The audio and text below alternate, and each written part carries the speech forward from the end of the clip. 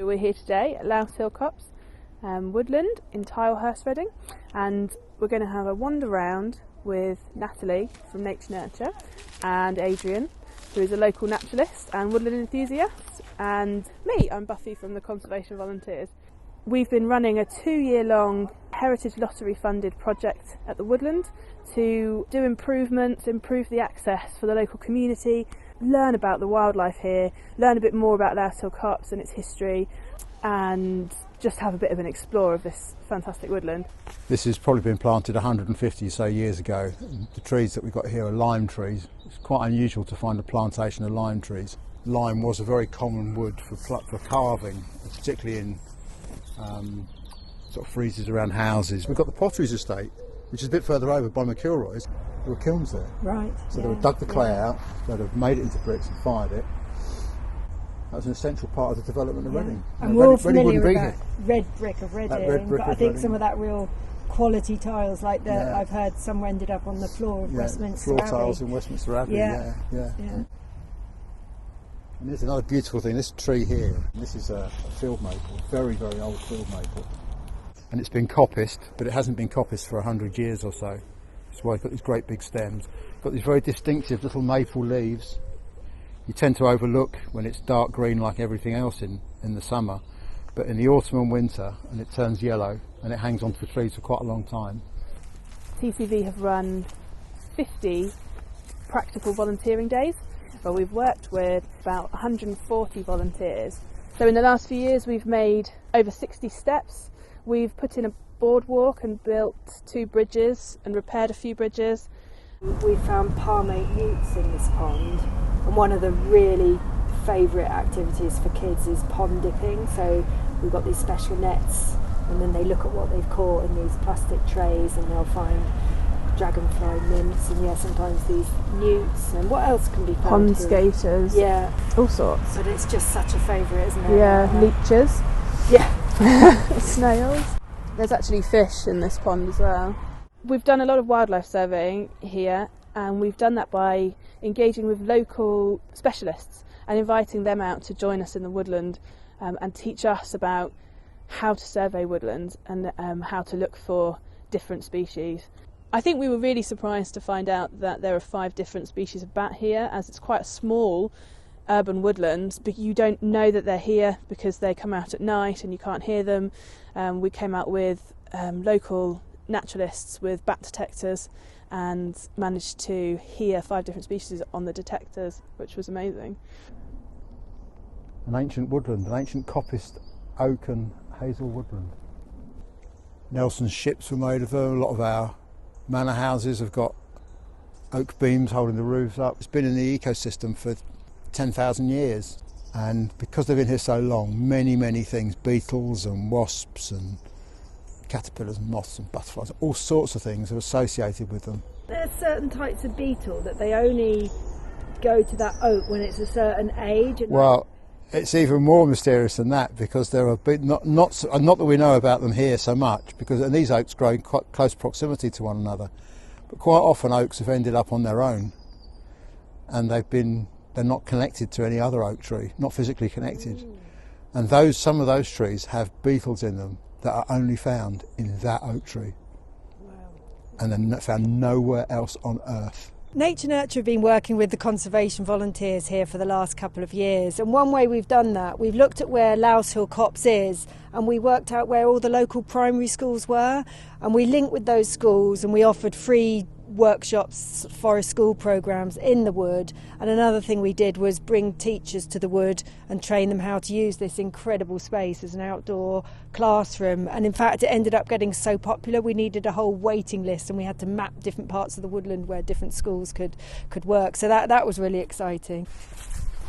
It's a beautiful wood. This is oak. This should be that really hard wood that you could build ships out of. That's all that's left. But this is easy for beetles or beetle larvae to chew through. So everything from the great big stag beetles to the little tiny beetles that live on the woodland floor that we hardly ever see. And then the beetle larvae are food for woodpeckers and centipedes and millipedes and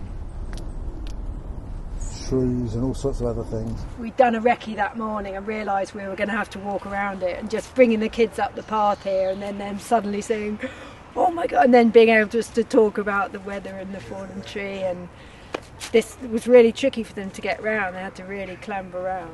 Whenever we talk about trees with kids, we talk about, well, what's actually underground can be as big as what you see above ground. So to be able to then point out, just look how these roots were sort of stretching in the ground, and it's just so much more than you can teach within a classroom, just getting the kids out, seeing how that whole woodland system works. Look at that.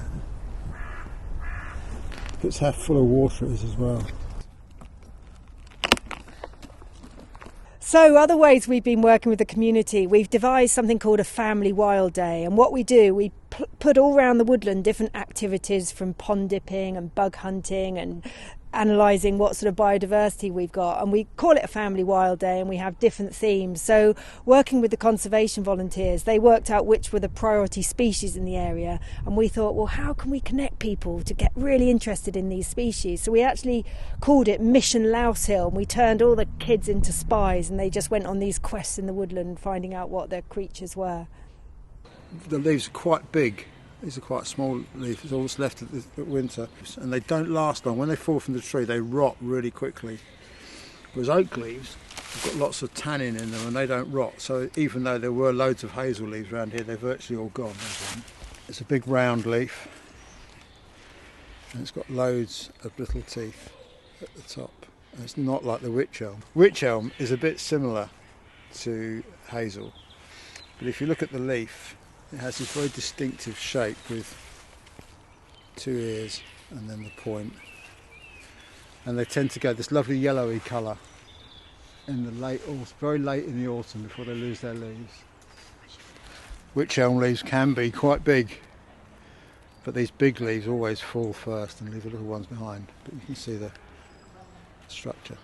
So here's one of the interpretation boards we created that's recently been installed, and we get to explore the nature, look at the history, and one of the other things we devised is called the Wild Workout. So again, thinking about the creatures that might live in the wood and how to make it fun and how to get kids active in the woodland, we devised this thing called the Wild Workout. So as people meander through the wood, there's these different activity stations. There's the red-shanked carder that does this sort of buzzy thing with his wings. There's the boxing fox, where you get to sort of punch like a fox. There's a slithering snake. There's all sorts, and as you go around the wood, you're learning about nature and having fun, being fit and healthy too. This has been browsed by muntjac deer. So as they nibble the shoots, it sends out lots more shoots lower down. So you get this little dense bush, and that's not what you want. You want this. But if you wanted to produce coppice wood, like long shoots, for making your fences or your charcoal, then you have to stop this from happening. And ancient woodlands are often identifiable by the fact they've got a bank around them, and the bank and the ditch, and then there'd be a fence on top. They'd keep the deer out. So I've already got, just by this earthwork, I've got 6 feet of height from down there, so that's presenting the obstacle to the deer. The road deer is going to jump over that. Can easily clear this. When you put a fence on top of this, and the fence is 6 feet on top of that, it makes it a really difficult obstacle for a deer to get over. We've done quite a lot of surveying of the old trees in the woodland to find out how old they are.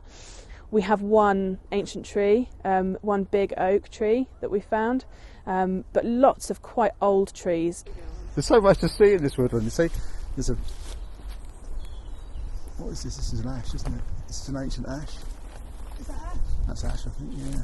I think for me the most exciting thing about this project has been when we started a couple of years back, this woodland wasn't really used very much by local people, and what we've found out since is that people are coming here more and more, and it's the pester power of the kids who maybe remembered a workshop they've done in the wood and they're saying, come on Mum and Dad, let's just get to the woodlands, and it's become just an adventure space for the local community, and also plenty of opportunities. We've had children like as young as 3 helping coppice the woodland, so it's that ownership of the community, of this space, and it's great for people and great for nature. I guess on a personal level, I've really enjoyed learning about this woodland. It's really overlooked. Lots of people that even live very close by don't even realise it's here, and it's a an urban woodland and maybe considered not a very special place, but I found it to be really special. There's so much wildlife and so much to see, and it's beautiful all through the year, and I've really enjoyed learning all about it and exploring it. I need a jackdaw.